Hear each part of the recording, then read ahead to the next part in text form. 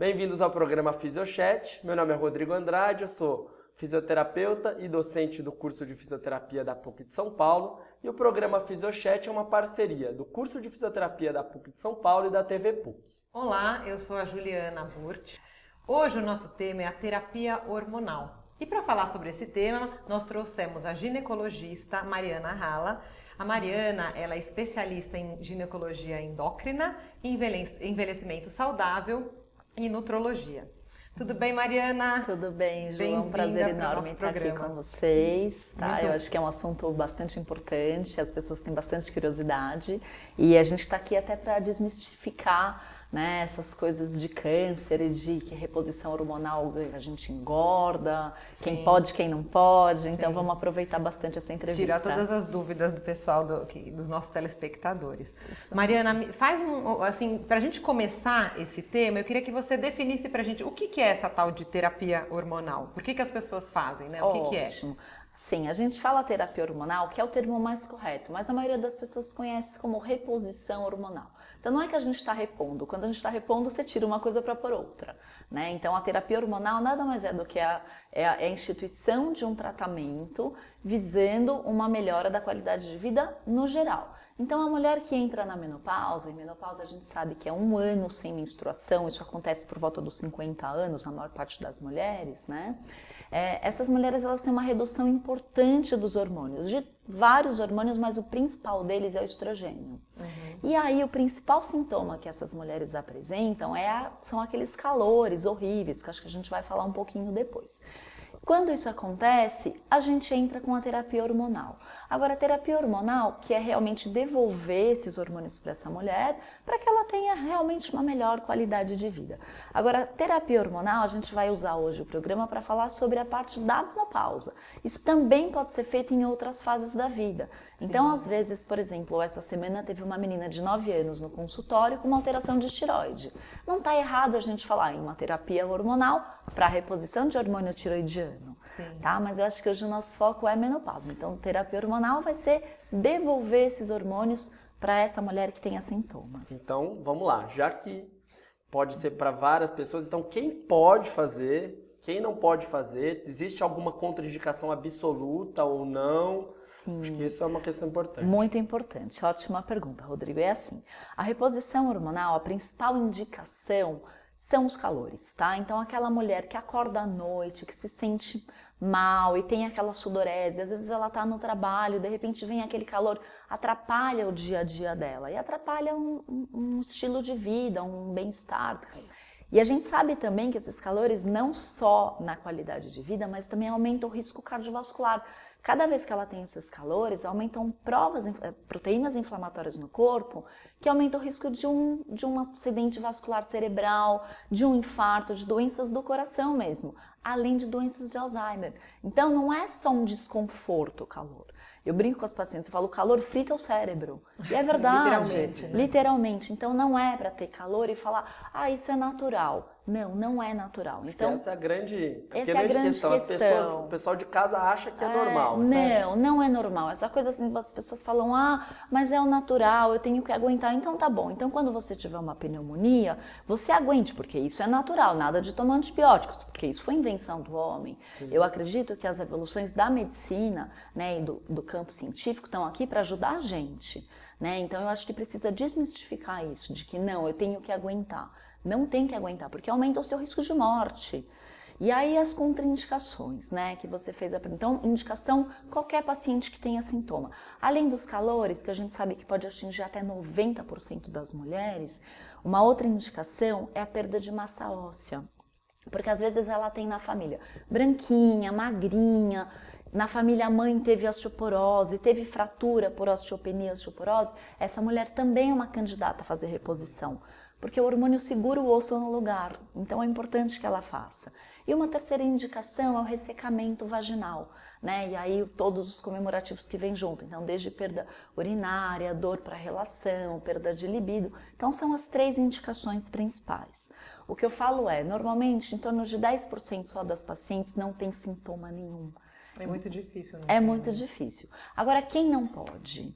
Quem não pode é quem teve câncer de mama. Essa é a principal contraindicação. Infelizmente, o câncer de mama é uma doença prevalente, né? Até a gente sabe que alta taxa de cura, até 90% de cura, mas que 10% das mulheres vai ter câncer de mama em algum momento da vida. Então é um número alto. Sim. E essas mulheres que já tiveram câncer, essas infelizmente não podem usar hormônio. Aí você vai me perguntar, mas não pode por quê? Porque a gente não tem estudo para isso. A gente tem 2 grandes estudos no mundo, né, feitos na Escandinávia. Um diz, se você usar hormônio pós-câncer, o câncer pode voltar. E o outro diz, olha, quem teve e usou ficou até melhor do que quem não usou. Então a gente está ainda na balança. Resumindo, não pode usar. Esses estudos são com uma população bem grande? Uma população bem grande. E a gente vai depois voltar a falar de câncer de mama e hormônio, que eu acho que isso é uma questão. Mas e quem teve na família? Por exemplo, eu não tive, mas a minha mãe teve. Daí eu posso? posso? Boa pergunta. Você pode. Isso não é uma contraindicação. Então, as pessoas têm muito, inclusive até no meio médico, né? Essas ideias de que não, a minha mãe teve câncer de mama, então eu não posso usar. Não é verdade, tá? Você ter um familiar de 1º grau, de 2º grau, às vezes até mais de um familiar, o que você tem que pensar, de repente, é numa pesquisa genética para saber se você tem a mutação dos genes que predispõem a essa doença, que é a tal do gene da Angelina Jolie, o BRCA1 e 2. Porém, a mutação desse gene é menos de 1% da população. Então, é muito raro a gente ter esse tipo de mutação. Tá. Portanto, o mais importante é você conversar com o seu médico, ver se você tem indicação e, obviamente, aí o médico e você juntos vão falar, vamos fazer a reposição porque vai ser bom pra gente. É uma prática de vocês na prática clínica, assim, pedir esse mapeamento genético? Não é. A gente não faz de rotina. A gente sabe hoje que a medicina está bem evoluída nesse aspecto. Inclusive, a gente tem testes genéticos muito bacanas para a gente ver resposta à alimentação, resposta à atividade física. Eu acho que a gente está entrando no mundo, né, na era genômica, que é uma coisa muito interessante, mas é uma coisa cara. Então, ainda não é para todo mundo, infelizmente. A gente não tem, né, alcance para todo tipo, né, da população.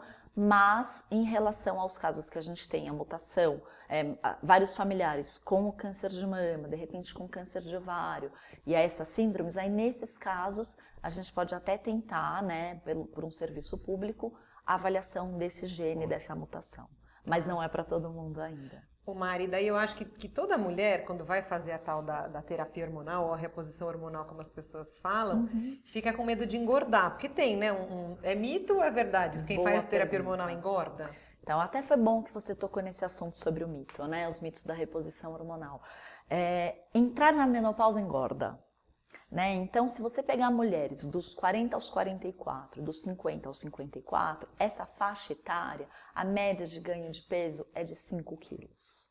Então, simplesmente passar esses 10 anos, é muito provável que você tenha esse acréscimo de 5 quilos. E por que isso acontece? Entre outras coisas. Primeiro, porque as mulheres diminuem a atividade física nessa fase. Ainda é uma realidade, né? A gente sabe que o sedentarismo está muito presente ainda entre a população, embora esse quadro venha mudando, né? Ainda bem, né? E ainda bem. Existe uma queda da taxa metabólica basal. Então, comendo aquele mesmo pratinho, ela engorda. Então, ela tem que reduzir a ingesta de calorias. Além disso, o estrogênio, que é o hormônio principal que a gente está aqui falando, dá forma à mulher e mantém a massa magra, além da testosterona, que daqui a pouco a gente fala dela.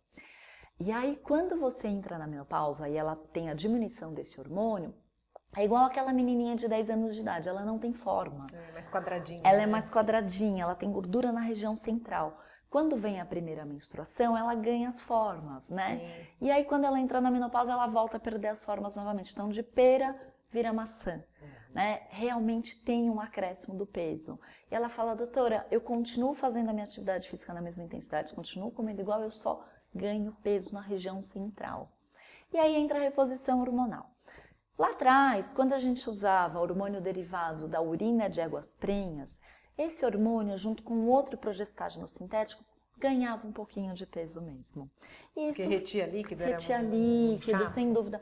É o que eu falo, o hormônio derivado da égua prenha é um hormônio lindo para égua, não é pra gente. Então, infelizmente não tinha outra coisa para se usar na época, foi o que usou. Evoluiu. A medicina evoluiu, a gente tem que continuar andando, é a história do antibiótico. Eu brinco com os pacientes, eu falo, é igual escovar o dente, você sabe, tem que escovar o dente, então o que vai acontecer? Vai apodrecer, você tem que cuidar do seu corpo da mesma forma. E aí essa mulher que entrou na menopausa e aí você vai fazer uma reposição com hormônio igual ao dela, você consegue manter o peso dessa mulher. Então você evita que ela ganhe aqueles quilinhos a mais e você também consegue manter a massa magra dela. Então, ponto positivo para a reposição hormonal, diferente daquela sintética, tá? Quer chamar de hormônio bioidêntico, quer chamar de hormônio bioequivalente. Eu acho que bioequivalente é um termo melhor. Que é desse hormônio que é muito mais que parecido. É igualzinho o que o corpo da Juliana fabrica, o que o corpo da Mariana fabrica. Sim. É um outro tipo de hormônio derivado, pode ser de plantas, feito em laboratório, pode ser manipulado ou não, pode ser industrializado. Isso é um grande erro. As pessoas pensam que bioidêntico é só feito em farmácia de manipulação. Não é.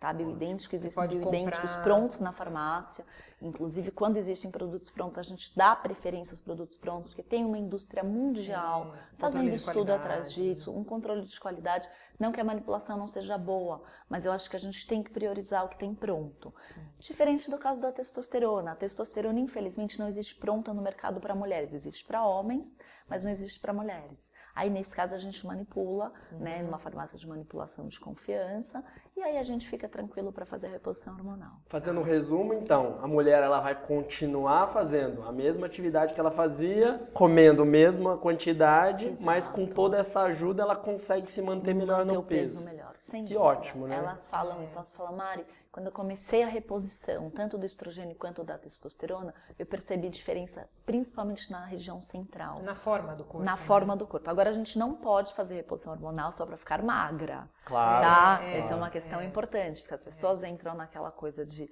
beleza, de estética, que assim, eu acho importante. Eu acho que assim, você tem que se sentir bela para se sentir bem, sem dúvida alguma. Agora, instituir uma reposição hormonal só para ficar magra, aí nesse caso não tem indicação. Acaba sendo uma consequência, né? Mari, daí você falou que é entre 44 e 54 anos, né? Nessa década que tem esse aumento de peso. A menopausa é em torno de 50 anos, né? Sim. Que é a faixa etária. Quando a gente tem uma parada das menstruações antes de 45 anos, acaba sendo uma menopausa antecipada. E aí essa mulher, ela sofre mais ainda com as consequências da falta do hormônio, em relação a peso, irritabilidade, falta de libido. E continua sendo indicado para essa? Continua sendo indicado, desde que ela não tenha uma contraindicação absoluta, que é o câncer de mama. Sim. Sangramentos irregulares, câncer em outros sítios, tudo isso precisa ser muito bem estudado. Tem um câncer de endométrio avançado que ela não pode fazer, mas é um outro caso. Agora, pacientes que às vezes chegam para mim e falam, doutora, eu tive um câncer de pele, ou tive um câncer de estômago, ou um câncer de intestino. Eu posso fazer reposição hormonal ou terapia hormonal? Sim, você pode fazer. Não é contraindicado. Ótimo. E quanto antes, melhor, né? Porque se ela começa com 44, ótimo, né? Ótima pergunta. Quanto antes, melhor. Por quê? A reposição hormonal ou terapia hormonal, demora um pouco para a gente acostumar o termo correto, né? A gente sabe que quanto antes a gente iniciar, maior a proteção cardiovascular.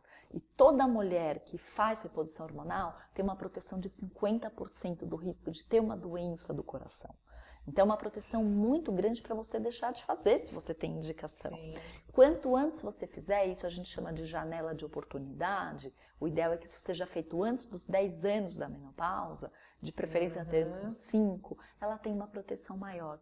Porque se ela tiver alguma plaquinha de gordura, o hormônio vai estabilizar essa plaquinha. É claro, essa mulher tem que continuar fazendo atividade física, cuidando da alimentação. Não existe mágica, né? E a gente brinca, a matemática não fecha.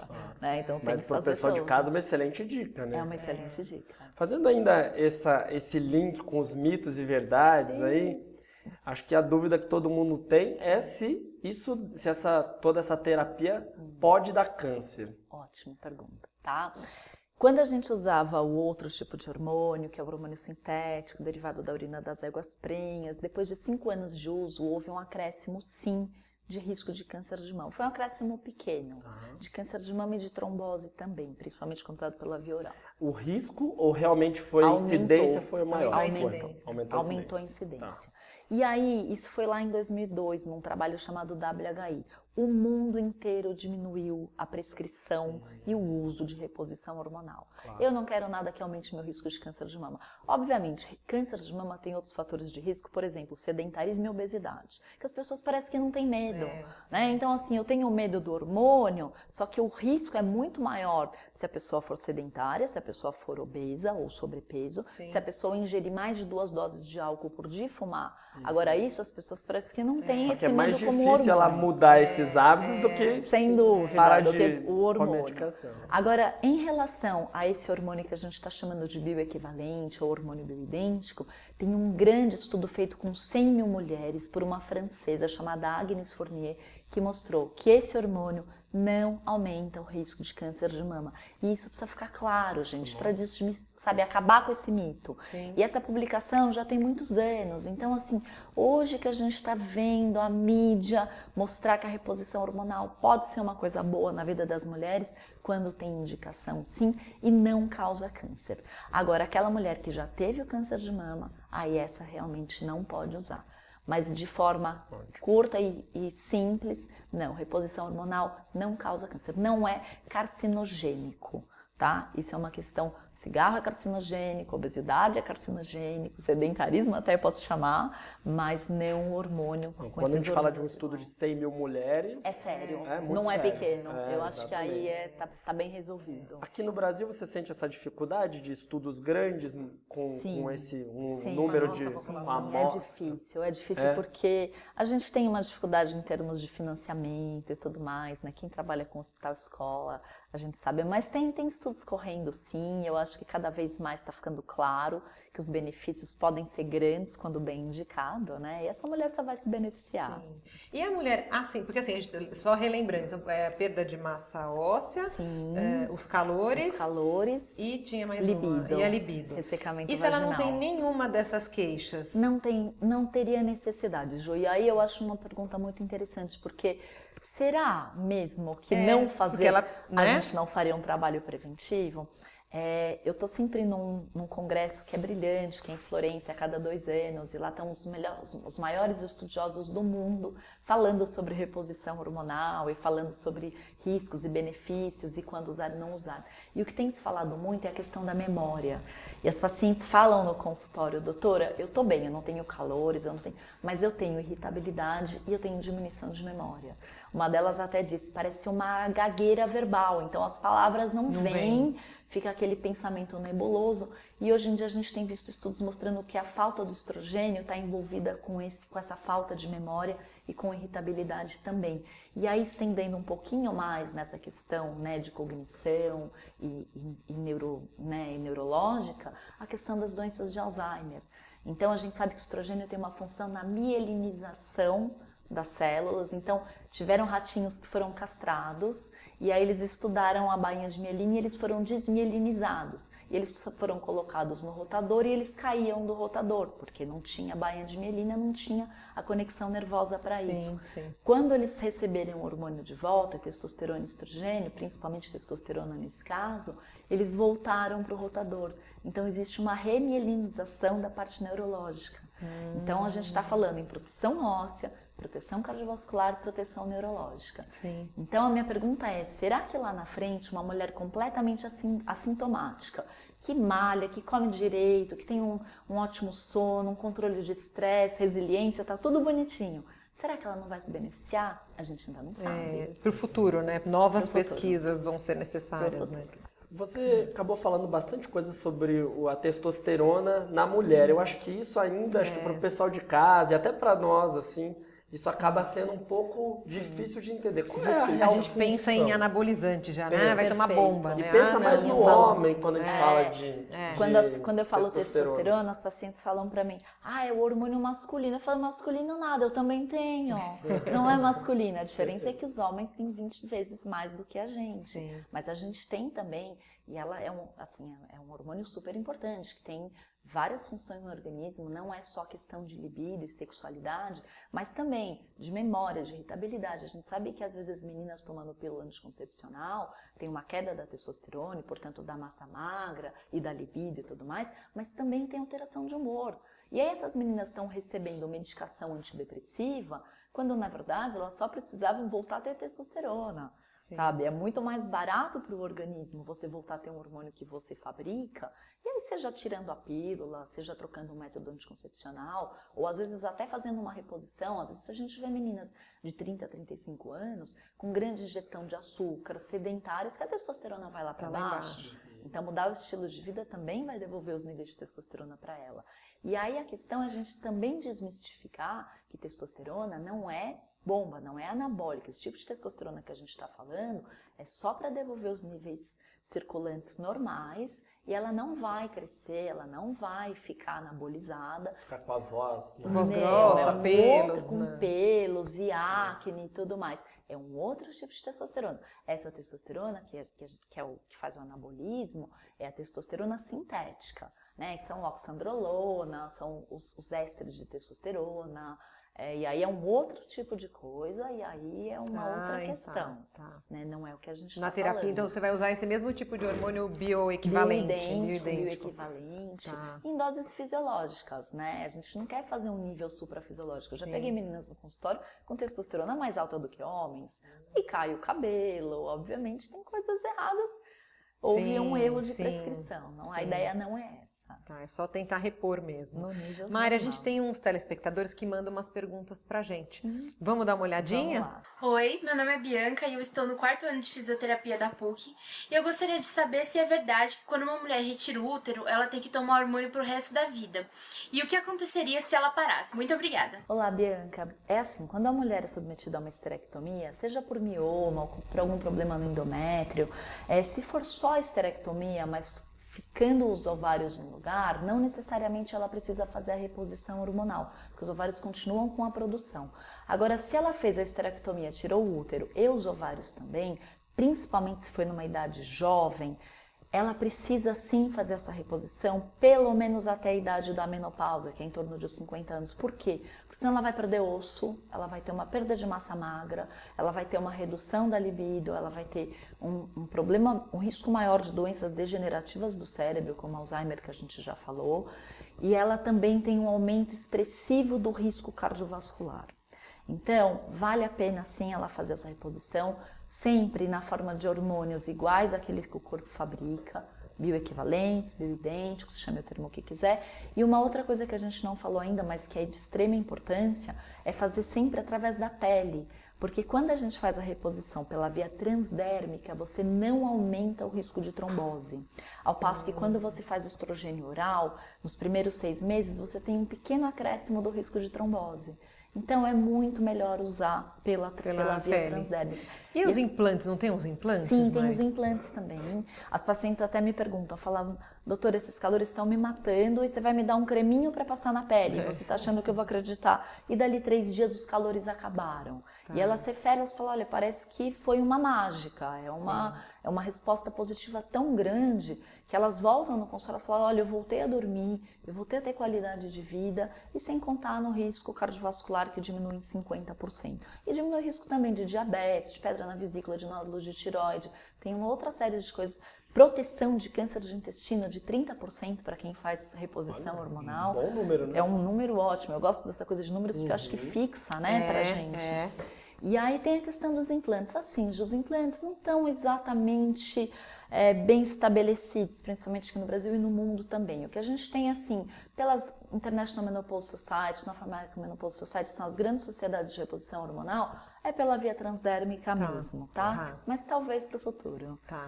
Nós temos mais uma pergunta aqui do pessoal de casa. Então, assim, vocês que nos acompanham nas nossas redes sociais, mandem perguntas para nós, participem dos nossos próximos programas.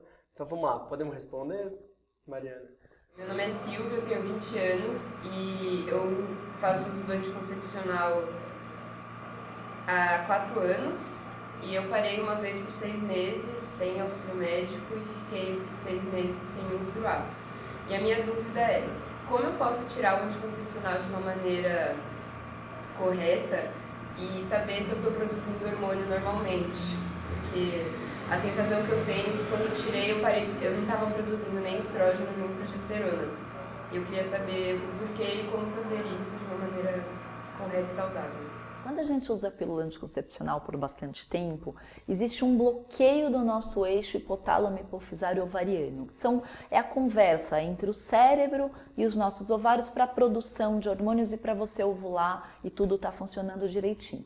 Com isso, é esperado que nos primeiros 6 meses você tenha alguma irregularidade menstrual. Isso pode acontecer. O ideal é que não passe de 3 meses sem você menstruar. Como você já está há mais tempo que isso, no seu caso, precisa fazer uma investigação. Se você não tem uma alteração tiroidiana, se você não tem uma alteração da prolactina, ou mesmo um excesso de produção de testosterona, tudo isso precisa ser investigado. Agora, se você já fez tudo isso, você está com um índice de massa corpórea legal, porque em pacientes que são muito magras ou que fazem atividade física extenuante, nas corredoras, nas bailarinas, é muito comum a gente ter um nível de colesterol, triglicérides muito baixo, e esses são produtos, matéria-prima para produzir os hormônios sexuais, então não menstrua. Não menstrua mesmo, né? Então, sabendo de tudo isso, aí você vai conversar com o seu médico e se precisar, em algumas vezes a gente precisa sim fazer reposição hormonal para você até você voltar a ciclar. Muito bom. Então, para esse tipo de pessoas, elas não... Então, isso é legal deixar bem claro, assim, não é normal acontecer isso. Não é menstruar. normal. Porque não é isso normal. ela fica, muitas vezes a pessoa fala, Sim, o meu é desregulado mesmo, né? A mulher às vezes acaba tendo... Não, os 3 meses pós-pílula você pode ter uma irregularidade, mas depois de 3 meses, que a gente chama de amenorreia mesmo, que é a falta de menstruação, depois de 3 meses tem que ser investigado. Tem umas adolescentes que tomam pílula, mesmo não tendo vida sexual ativa, para tratar da pele, né? Isso ainda existe? Ainda é uma prática comum? Existe, mas assim, existe tanto tipo de tratamento, tanta coisa que a gente pode fazer para a questão da pele, que usar a pílula anticoncepcional, que é um contraceptivo para essa finalidade estética, não me parece ser uma coisa muito inteligente. Com todas essas repercussões orgânicas que pode ter, a gente sabe, tem queda de B12, aí piora a memória, tem cansaço crônico, tem risco maior até de depressão. De trombose, então, de trombose, a gente nem falou da trombose, né? A trombose aumenta até 8 vezes dependendo do tipo de pílula que ela usa. Tá. E quando eu falo pílula, é qualquer método contendo estrogênio. Isso vale para adesivo, para anel vaginal, para injeção e para pílula anticoncepcional. Tá. E até falando essa história da trombose, na terapia hormonal para as mulheres com menopausa não existe esse risco também, né? Não existe esse risco quando ela usa pela via transdérmica. Quando ela usa pela via oral, existe um acréscimo pequeno nos primeiros 6 meses de uso. Mariana, a gente agradece muito, foi muito interessante, foi um assunto acho que de suma importância para o pessoal de casa. Vai precisar vir de novo, hein? Para Vai falar ser um de prazer. mais assuntos, né? Tem bastante coisa. A gente agradece muito a sua participação. Muito obrigada. E ficamos por aqui, nos acompanhem aí nas redes sociais e até a próxima. Obrigado.